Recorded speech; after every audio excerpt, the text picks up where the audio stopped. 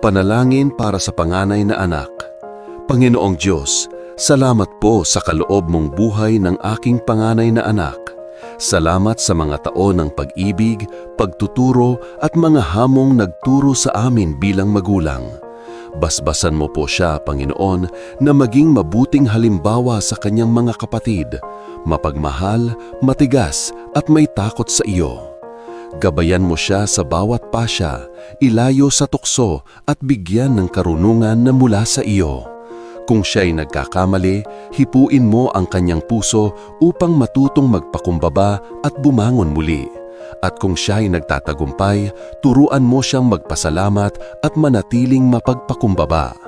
Panginoon, ang aming mga kamay ay maaaring bumitaw, ngulit ang iyo ay kailanman hindi. Kaya't sa iyo ko po siya lubos na ipinagkakatiwala. Amen. Turuan mo ang bata sa daan na dapat niyang lakaran, at hanggang sa paglaki niya'y di niya ito malilimutan. Kawikaan 22:6. Gethsemane today. There's always good news in Christ.